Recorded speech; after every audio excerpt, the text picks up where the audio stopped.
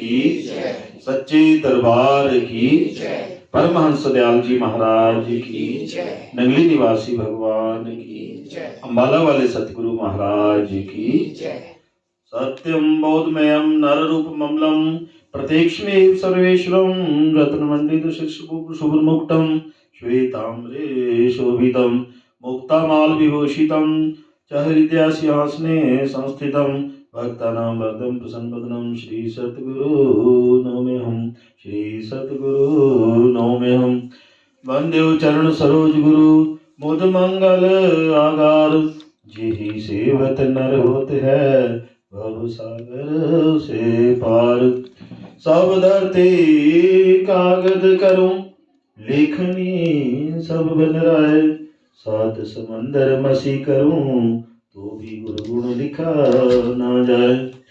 मैं अपराधी जन्म का नख शिख भरा विकार तुम दाता दुख भंजना मेरा करो उद्धार तुम दाता दुख भंजना मेरी करो संभाल भक्ति दान मोह दीजिए गुरुदेवन के देव और कछु न चाहिए निस दिन तुम्हारी सेव और कछु न चाहिए हर पल तुम्हारी सेव गुरु जी को सिर पर राखिए चलिए आज्ञा माही कहे कबीर तिस दास को तीन लोक डर नाही।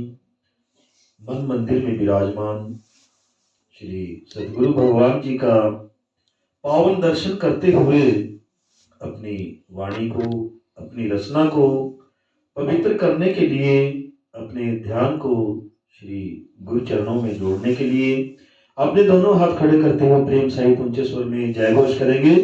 बोलिए परमहंस दयाल जी महाराज की जय, नंगले निवासी भगवान की जय, अम्बाला वाले सतगुरु महाराज की जय, बोलिए जयकारा बोल मेरी श्री गुरु महाराज की जय, सच्चे दरबार की जय। धन्यवाद।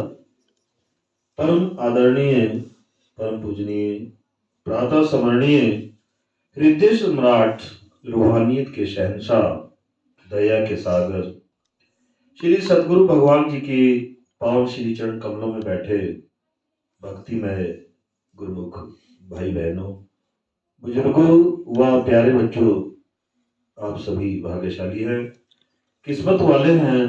श्री सतगुरु भगवान जी ने आज हम सभी पर कृपा की है, दया की है, मेहर की है कि आज हमें श्री गुरु महाराज जी का पावन सत्संग सुनने को मिल रहा है, सत्संग का लाभ मिल रहा है, संतों का सानिध्य प्राप्त हो रहा है। सत्संग हमारे प्रारब्ध में नहीं होता, सत्संग हमें परमात्मा की कृपा से ही मिलता है। सत्संग से, संतों के संग से हमारा मन पवित्र होता है, मन साफ हो जाता है। जैसे किसी बर्तन में यदि हम कुछ डालना चाहते हैं तो पहले उस बर्तन की सफाई करनी जरूरी है। ठीक इसी प्रकार नाम का अमृत भरने के लिए मन को पवित्र करना, साफ करना जरूरी है।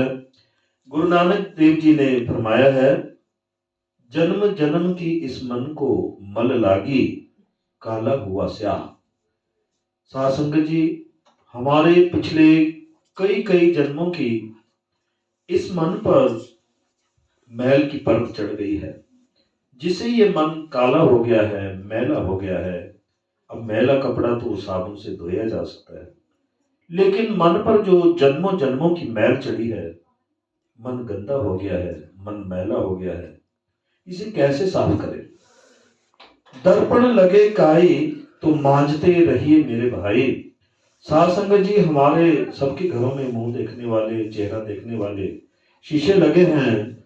जब उनके ऊपर धूल बैठ जाती है तो उसमें चेहरा नहीं दिखता, लेकिन जब धूल साफ करते हैं तो उस दर्पण में, उस शीशे में हमारा चेहरा साफ दिखता है। ठीक इसी तरह सत्संग में आने से, सत्संग सुनने से, संतों के सानिध्य में हमारा मन पवित्र हो जाता है, साफ हो जाता है और परमात्मा के दर्शन करने के काबिल बन जाता है। गुरु धोबी शीश कपड़ा साबुन सर्जन हार सुरत शिला पर धोइए निरखे रंगा पार। साध संगत जी, जैसे धोबी मैले कुचैले कपड़ों को साबुन से रगड़ता है, फिर एक बड़ी शिला पर, बड़ी चट्टान पर उस कपड़े को पटकता है ताकि उसकी मैल पूरी तरह से उतर जाए, फिर उस कपड़े को तेज धूप में सुखाता है और सूख जाने के बाद उसकी सलवटें ठीक करने के लिए उस पर प्रेस करता है, उसके तय लगाकर इसके मालिक को सौंप देता है। ठीक इसी प्रकार सदगुरु भी सत्संग द्वारा, सिमरन द्वारा, भजन बंदगी द्वारा हमारे मन और आत्मा को निर्मल करके, पाक पवित्र करके परम पिता परमात्मा को सौंप देता है। साध संगत जी, प्रश्न उठता है कि हमारी जो आत्मा है वो मलिन कैसे हुई, मैली कैसे हुई? क्योंकि हमारी आत्मा 84 लाख योनियों में भटकती आई है। 30 लाख वृक्ष, 27 लाख मक्खी मच्छर कीड़े मकोड़े, 14 लाख किस्म के पक्षी, 9 लाख जलचर पानी में रहने वाले जीव, मछली मेंढक आदि, 4 लाख मनुष्य, देवी देवता, गंधर्व किन्नर भूत प्रेत जोगण चढ़ेला आदि, ये सारे 4 लाख में आते हैं। तो इस तरह से 84 लाख योनियों में हमारी जो आत्मा है वो भटकती आई है। मनुष्य जन्म से आत्मा नीचे गिर गई तो 8 करोड़ 40 लाख साल की सजा मिलेगी, फिर से 84 में जाना पड़ेगा, नीच योनियों में जाना पड़ेगा। कुत्ते बिल्ली गधे घोड़े गाय बैल भैंस सूअर गंदगी के कीड़े इत्यादि के रूप में जन्म मिलेगा। गुरु अर्जन देव जी समझाते हैं, 184 जोन समाई मानस को प्रभु दी बढ़ियाई, इस पौड़ी से जो नर चुके आई जाई दुख पाईदा। कि परमात्मा की कृपा से मनुष्य चोला मिला है, इस मौके को गंवाना नहीं चाहिए, नहीं तो 84 में जाना पड़ेगा। गुरु अर्जुन देव जी की वाणी है, कई जन्म भय कीट पतंगा, कि कई जन्म हमारे कीड़े मकोड़ों के हुए, कई जन्म गज मीन कुरंगा, कि कई जन्म हमारे हाथियों के हुए, मछलियों के हुए, हिरणों के हुए, कई जन्म पंखी सर्प हुए हो, कि कई जन्म हमारे पक्षियों के हुए, सांपों के हुए, कई जन्म हैवर वृक्ष जोइयो, कि कई जन्म घोड़ों के हुए, वृक्षों के हुए, पशुओं के हुए। मिलू जगदीश मिलन की बरिया, चिरंकाल यह देह संजरिया।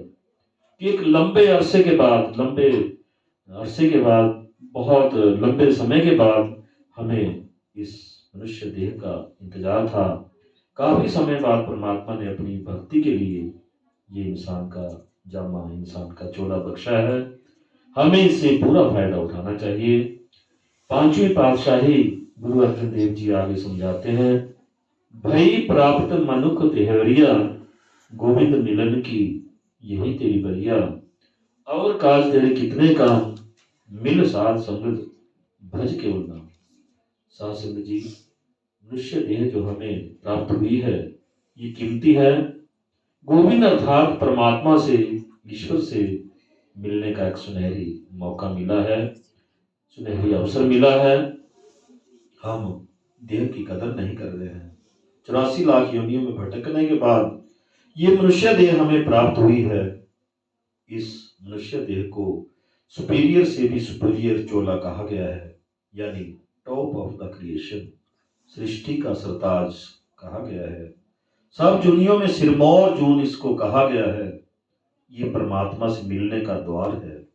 ऋषि मुनियों ने इसे नर नारायणी देह कहा है। गुरु सेवा ते भक्ति कमाई, तभी मानुष देह पाई, इस देही को लोचे देव, सो देही भज हर की सेव। कहते ये जो हमें जन्म मिला है, पिछले कई कई जन्मों के पुण्य से मनुष्य देह मिली है, मनुष्य का चोला मिला है। देवता भी मनुष्य देह को तरसते हैं, क्योंकि हम पुण्य कमा भी सकते हैं और खर्च भी कर सकते हैं। मुक्ति अर्थात मोक्ष प्राप्ति में 4 जन्म लग जाते हैं। पहले जन्म में भक्ति मिलती है, दूसरे में नाम मिलता है, तीसरे में मुक्ति और चौथे जन्म में निज धाम। किसान खेतों में बीज डालता है तो फसल एकदम तैयार नहीं होती, समय लगता है। इसी तरह परलोक की खेती में भी समय लगता है।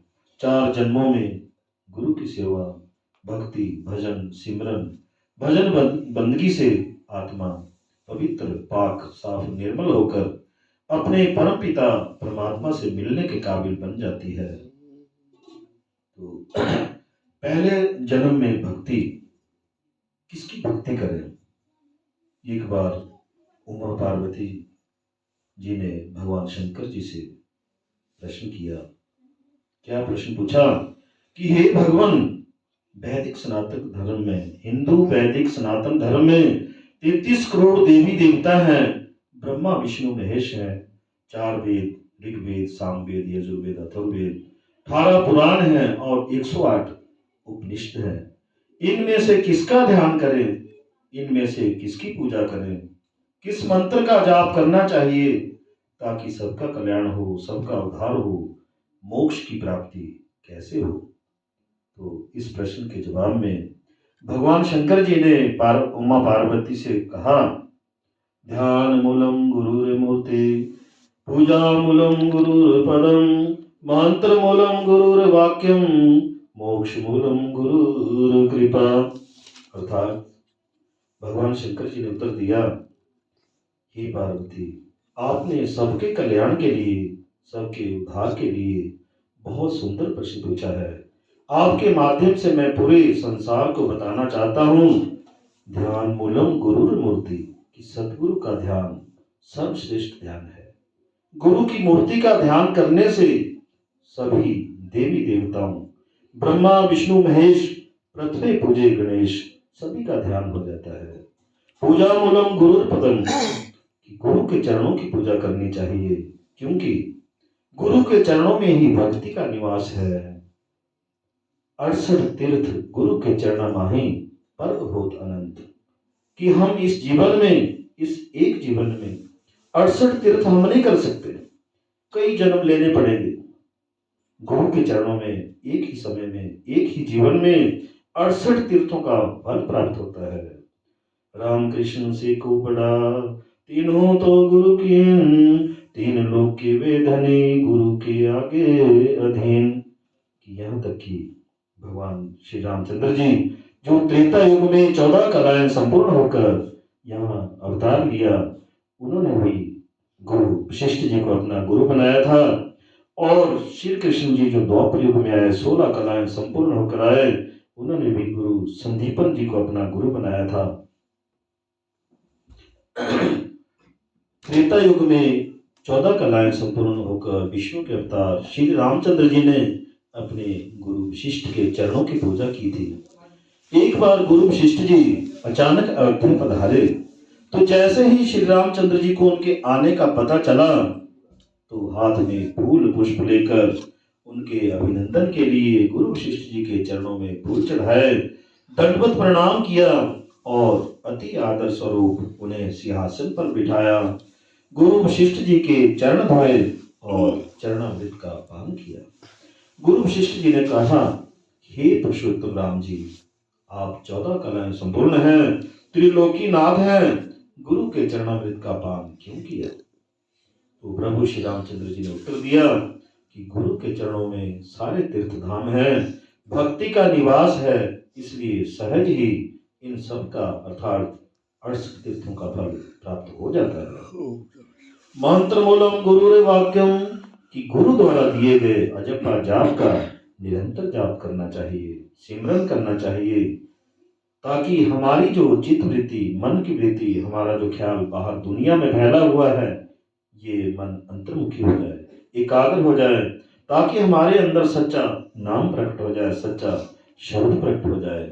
गुरु द्वारा सिमरन के लिए दिए गए महामंत्र से ही पिछले कई कई जन्मों के पाप कट जाते हैं, दुख दूर हो जाते हैं और सुख की प्राप्ति होती है, और अंत में हमारी सूरत भी उस शब्द से जुड़ जाती है। सिमरन से सुख होत है, सिमरन से दुख जाए, कह कबीर सिमरन किए साई में समाए। कि गुरु द्वारा सिमरन के लिए जो वर्णात्मक शब्द दिया जाता है, उसी शब्द की प्रतिदिन 2 से ढाई घंटे भजन बंदगी करनी है। उठते बैठते मार्ग चलते भी सिमरन हो सकता है। उठत बैठत सोबत ध्याइए, मार्ग चलत हार लगाइए। जब भी समय मिले सिमरन करते रहो। कर से कर्म करो विधि नाना, मन में ही राखो कृपा निधान। कि हाथों से अपने नित्य प्रति के हर रोज के जो काम हैं उनको भी निपटाते रहो, उनको भी करते रहो, लेकिन अपना चित्त अपना ध्यान सतगुरु के चरणों में लगा रहे। मोक्ष मूलम गुरु कृपा, कि गुरु की कृपा से ही, गुरु की दया मेहर से ही मोक्ष की प्राप्ति होती है। जीव की 84 कट जाती है, जन्म मरण का आवागमन समाप्त हो जाता है। बोलिए जयकारा, बोल मेरे श्री गुरु महाराज की, सच्चे दरबार की जय।